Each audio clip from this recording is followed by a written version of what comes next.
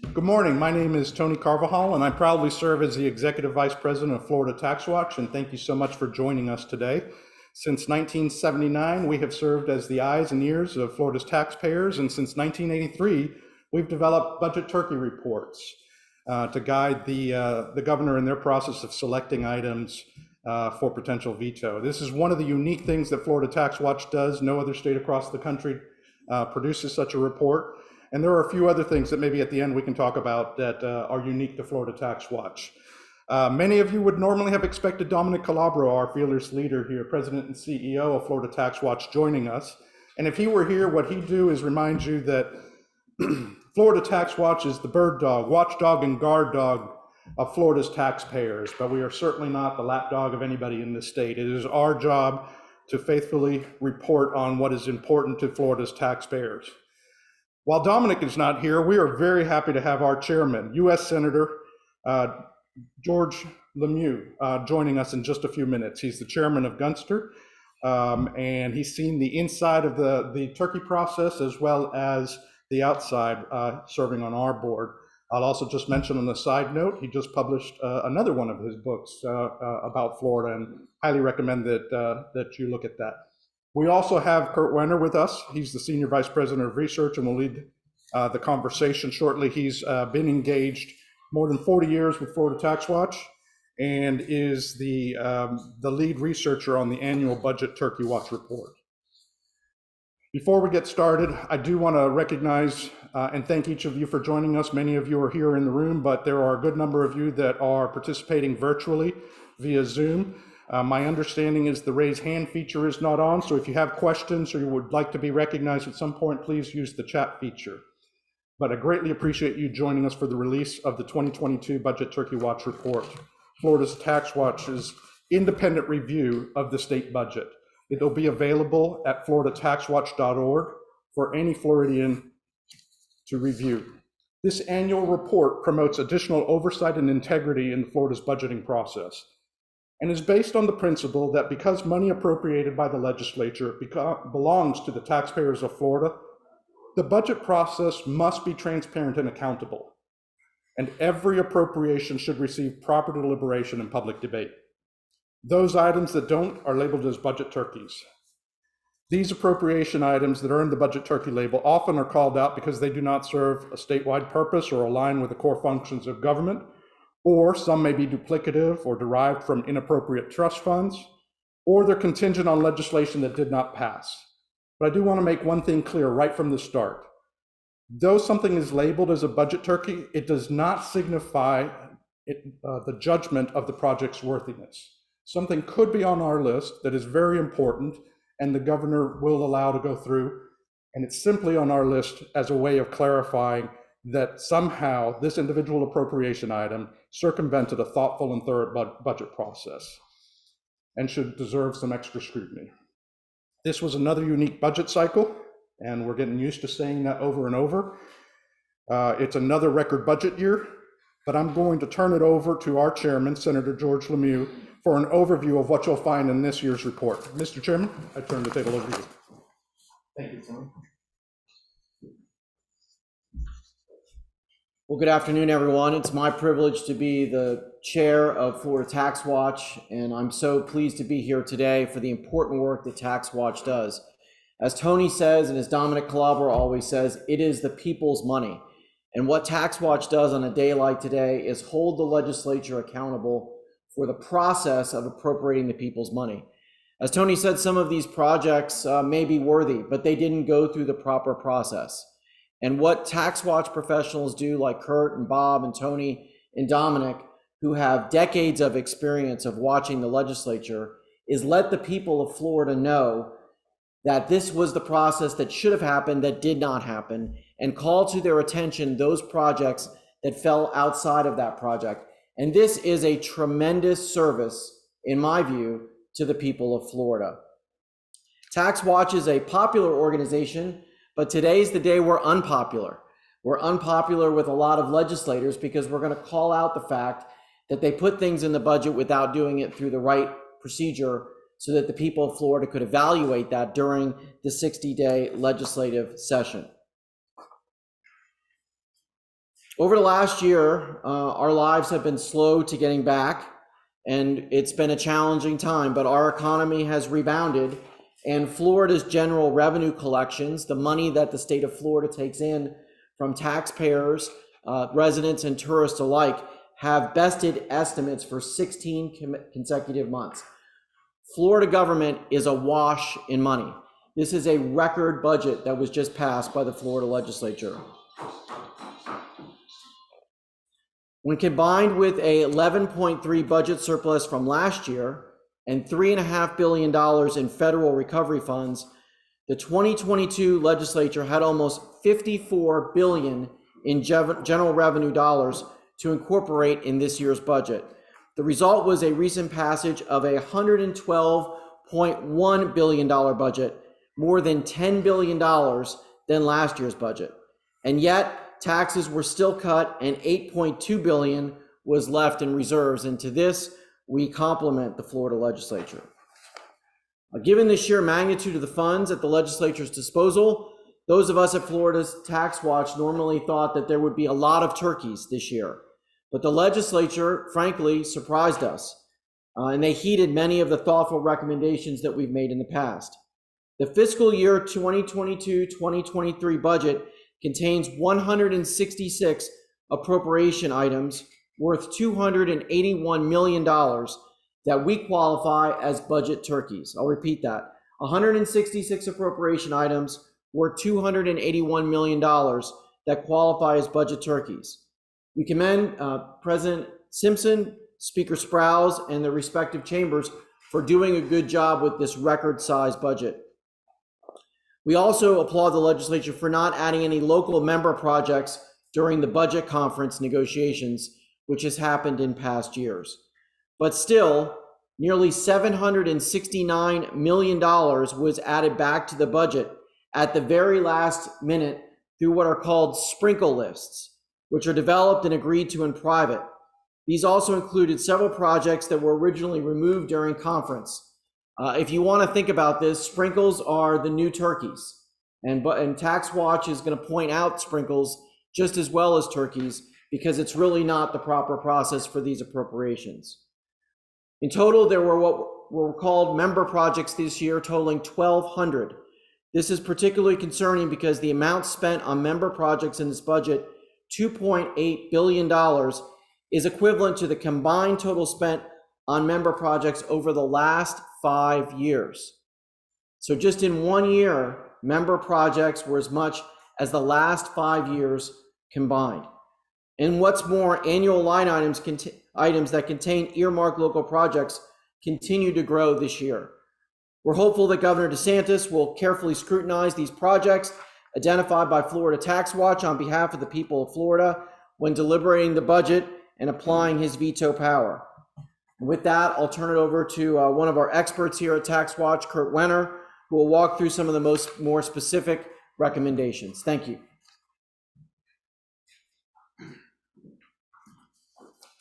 Good morning, everyone. Senator Lemieux mentioned the over 1,200 member projects that were in the budget. The 166 budget turkeys that we've identified are only part of that. But it's a record-setting amount of member projects. For perspective, last year there was 675, worth about $560 million.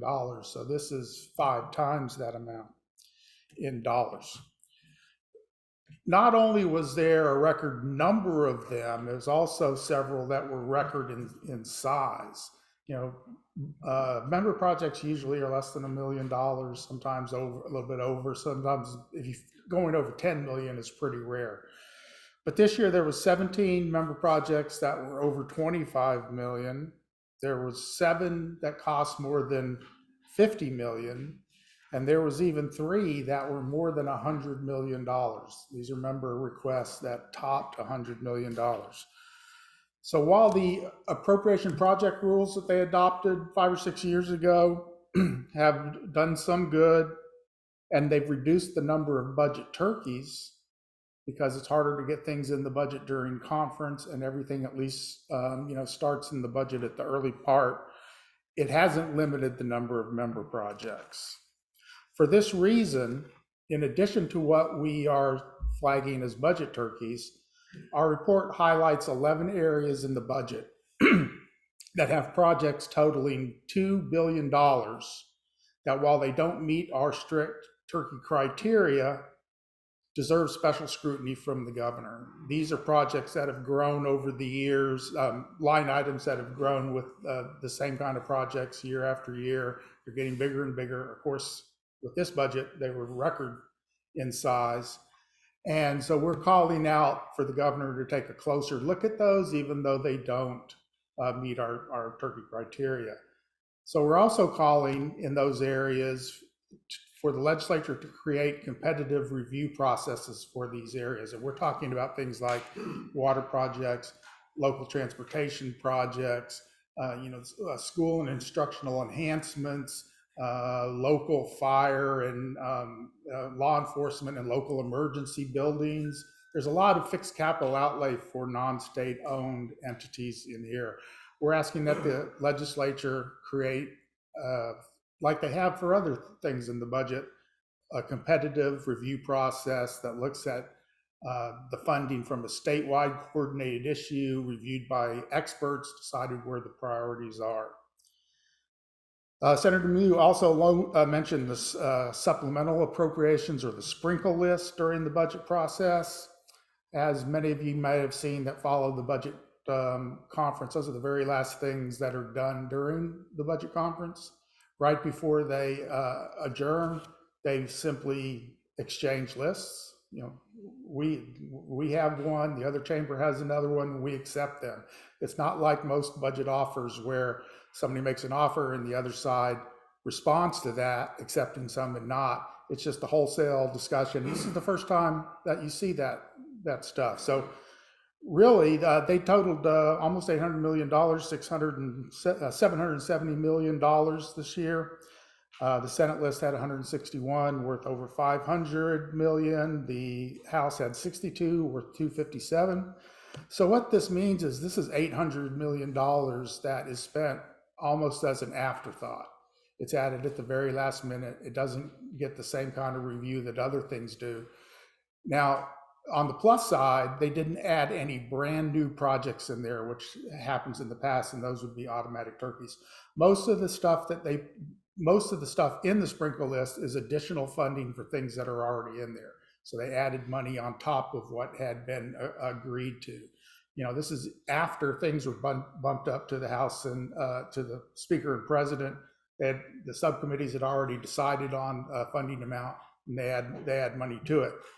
So while that's not terrible, it's still not the best way to budget, to spend that much money basically in private at the last moment. So we would like to recommend that the legislature continue using these sprinkle lists and subject things to the same process that they always do. Finally, we wanted to mention the local transportation projects. We would like to see the end to the earmarking of these projects that they've done year after year. This is outside of the DOT work program development process. This year it was larger than ever. Usually everything in that list is called turkey because it's funded from the State Transportation Trust Fund. And so if that gets funded, something that is in the work program is not going to get funded. This year, they followed one of our recommendations and they used just GR. They funded the entire almost $500 million with general revenue. So it doesn't displace other things on the work program. So that these are not on our turkey list this year. That would have added a couple hundred projects, but it is in our among the areas that we're asking the governor to look at more closely. We also would like to see an established process created for those. The governor actually recommended one in his budget recs 2 years ago. The legislature didn't act on it. We're calling on them to act on that and come up with a better process of selecting these. I will answer any questions that anybody has in a minute, but first I want to turn it back over to Tony for some closing comments. Thank you. Thank you. As Kurt mentioned, he'll be up in just a second. Senator Muir will also be available. Let me just in advance thank each of you for the leadership that you have, not only in Tax Watch but for Florida's taxpayers. So let me summarize what you will find in this year's Florida Tax Watch Budget Turkey Report, which is available on our website at floridataxwatch.org. This record budget of $112.1 billion has a record number of member projects, 1,221, worth $2.8 billion, an amount equal to the total of the past 5 years. It has 166 appropriation items worth $280 million, which we have identified as budget turkeys. To be clear, budget turkeys do not necessarily mean that it is not a worthy project. It's just that it circumvented some part of the budget process. Additionally, we are recommending that Governor DeSantis provide special scrutiny to more than $2 billion in member projects that did not qualify as budget turkeys. In the end, Florida's taxpayers do not have a choice as to whether they pay these taxes, and they deserve to have an accountable and transparent allocation of their funds. Since 1979, Florida Tax Watch has proudly served as the state's trusted government watchdog and taxpayer research institute. In 1983, we began advising the governors with information about what should and could be in the budget and maybe what shouldn't to protect Florida taxpayers' interest. We will never stop advocating for the taxpayers of Florida, which is exactly what we're doing today with the release of the 2020 Budget Turkey Watch report. It may not be popular, but it is important. And we anticipate working with Governor DeSantis and our state leaders to implement these measures, to increase accountability for every dollar spent in this state, and ensure the greatest possible return on investment for all Florida taxpayers. Thank you again for being here. As a reminder, if you're on Zoom, you can submit your questions through chat, and we'll be happy to answer questions. If Kurt will join me, and Senator Lemieux will be available if you have any questions for them. So you have a large growth of member projects, and it seems like it's been growing year after year. Is this a concerning trend that you'd like to see curtailed? I'll start with that. I think the first thing I'd say about member projects is, yeah, I think that there are processes that members have followed. You're going to notice that every member project is not automatically a budget turkey. As long as it's a transparent and accountable process, it's actually fair to Florida's taxpayers that you know. We're not trying to replace the legislature's interest. But when the number of budget turkeys and the size of budget turkeys, and even beyond that, when the size of Florida's budget continues to grow and grow and grow, we have to start worrying about the sustainability of that. If you'll remember, when we started just 2 years ago, our budget was only $92.2 billion in this state. So it's grown 20% since then. At some point, we're going to have to ask those questions about restraint, because it's the integrity of those dollars that should be in the taxpayers' hands. Such a great answer that there's nothing else. I appreciate it. Yep. I got a couple. Let's go to Action News Jax. I think we can hear you if you'll speak up. Hey, this is Jake Stofan with Action News Jax. How are you all doing? Thank you so much. I appreciate it. We can hear you fine. So I was curious, specifically how Northeast Florida did in this report. It looks like there were quite a few turkeys for wastewater projects in St. Johns County and Nassau County, and also some turkeys dealing with the Museum of Science and History in Jacksonville, an early learning initiative. Looking at last year's report, it didn't seem like there were too many turkeys in Northeast Florida, but this year there's quite a few. How did the region rank, and if you could explain, why some of these items may have been identified this year, that'd be great. Well, I can't explain why there's more from Northeast Florida, because we use the same criteria every year. We don't really pay much attention to what portion of the state gets the most or who requested it. But the counties, like I'm sure you've seen, are listed in the report for each of the projects. If you have questions about specific ones, you can give me a call. But we have more turkeys than we had last year. If you remember last year with the little uncertainty about the pandemic, they scaled it back a little. They still had $560 million worth, which some people, including myself, would question. But Just look and see, and if there's some specific Northeast Florida ones you have, give us a call and I'll try to answer. Yeah, and what I'll mention is also the annual budget turkey report. We're very clear and transparent. If we're expecting this out of legislature, we're also going to be clear and transparent. You can look at the report, and it lists specifically which counties and which projects and line numbers that are, or the dollar amounts at least, that are for each project. We're happy to help Florida's taxpayers keep Florida accountable. Can you talk about the Pasco County sports training and youth tournament complex? 35 million, what is that? Right. That is on with several other, two other sports complexes. These are historically large member project requests. In terms of the Pasco one, it actually grew significantly. It's one of those that were taken out of the budget during conference to where both chambers had agreed there would be nothing in it. The sprinkle list added it back at $35 million. So that actually made our list twice, once because it was added back to the sprinkle list, and the other because it could have sought some funding through DEP, through their Parks and Recreation grant, along with those other two that we mentioned, which also grew well over what was even requested. So that's why they're all on the list. We got another question on Zoom, and then we'll come back into the room. Steve, go ahead.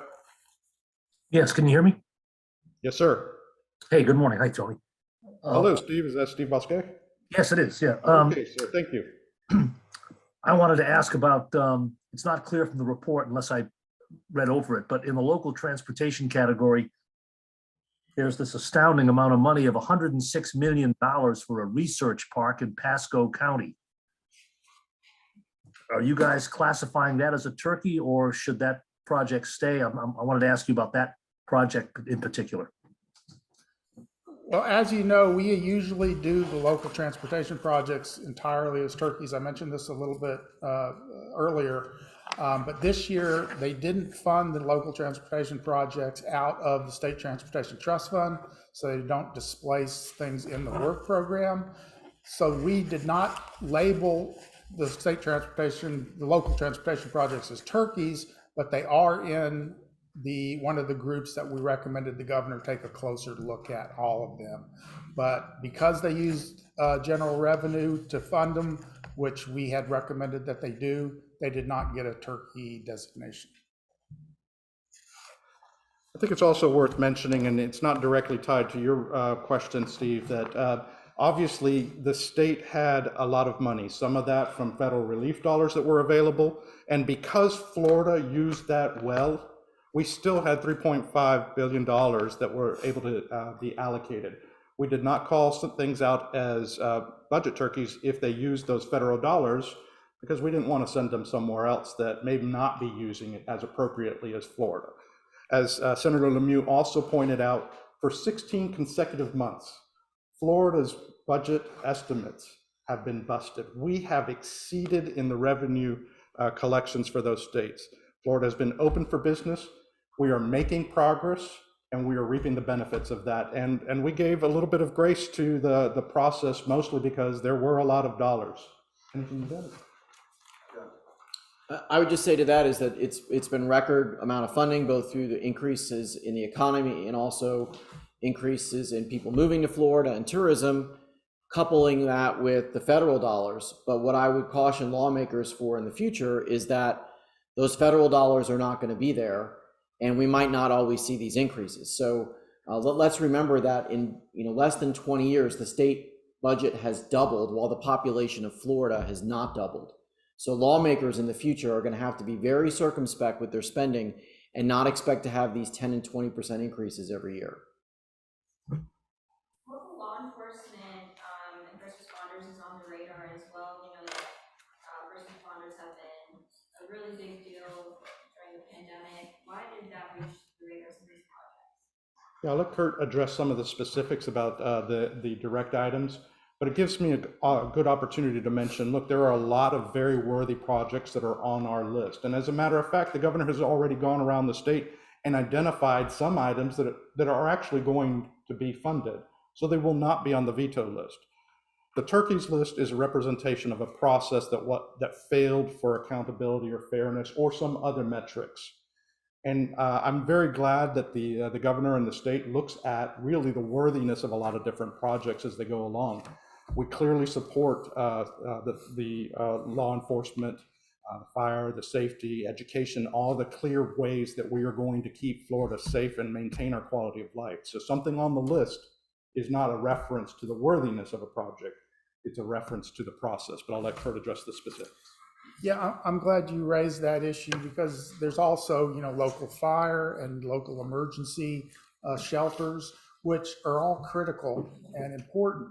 However, they are local responsibilities. So the question is, one, should the legislature be paying for these local things?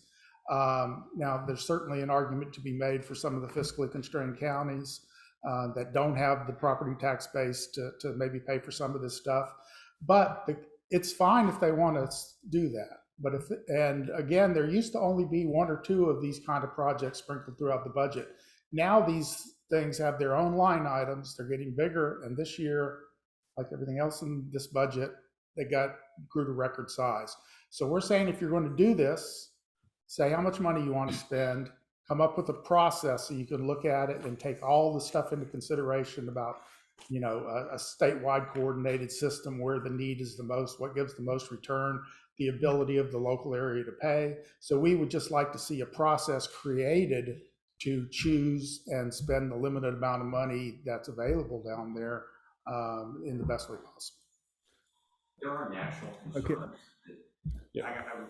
We're going to go here and then we'll go to Bruce Ritchie. We know you're in queue, Bruce. We're not going to forget you. And yes, we want to talk water and other things. So There are growing concerns that the nation might be heading into a recession. Obviously, the governor has his veto pen ready to go. Any message for him as we move forward into sort of an uncertain economic future?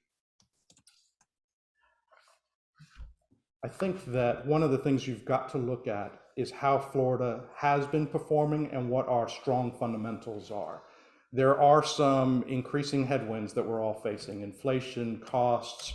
I actually give a nod to the legislature for thinking ahead and putting in some inflation indexing in some of the processes. It's not a sure system. There are lots of questions across the states and across the federal government.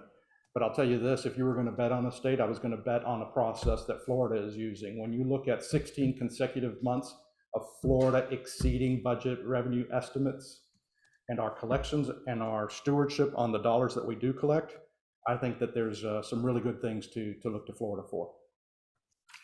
Bruce? Yeah, hi. Thank you for taking the questions and doing this online. Are water projects as a category on the tricky list, or are you just asking the governor to scrutinize them?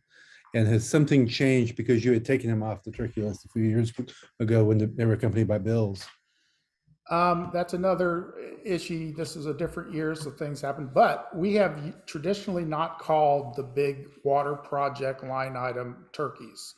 We have had turkeys on the list from that line item if they were added in conference, but generally they're not on. But we have been calling for the legislature to, again, for a long time, because this has been here longer than some of these other items I talked about before, to develop a process, a statewide process to do it. The legislature is doing that in various areas. As you know, 2 years ago, they added, they came up with a dedicated funding source for wastewater projects. They added the new resiliency and flooding grant program and the statewide plan for that. There's been, there's loans to build wastewater and drinking water facilities. DEP has a lot of different grant processes to do that. So this year we decided that we would add the wastewater projects to the actual turkey list because of the new focus on that. There's, a lot of those things are the septic to sewer conversions, which there's also money in the budget for. So the point is to use that the legislature it's their right to be putting money into the significant need, but we need to make sure that where the money is spent is done in a systematic statewide process based on science and the priorities of, like, saying, put the wastewater money where they're closest to the state impaired waters, the things that are priorities for water policy. The rest of the budget, the best of the water projects, not just in the big line item, but everywhere else, are in the area we're asking the governor to scrutinize. We're going to take about 2 or 3 more questions, and we'll be available after this. I do just want to add to the point. I love the fact that we're focusing on water and resiliency, and we will continue to scrutinize processes for these, but be very clear, the future of Florida absolutely depends on water, and you'll be hearing us talk about things like septic, like water, and there's some reports on the shelf right behind you, and as well as on our website, floridataxwatch.org, where we've got comments on many of these other things. We're a broad-reaching research organization focused on the interest of Florida's taxpayers, and that's just shorthand for Floridians, so thank you. Another question one more online, and then we'll come to you. John Kennedy, thank you, John. Sorry I didn't get to see you here. Oh, thank you. Yeah, I appreciate it. I wanted to ask you about this, it's a little bit of a macro question, maybe.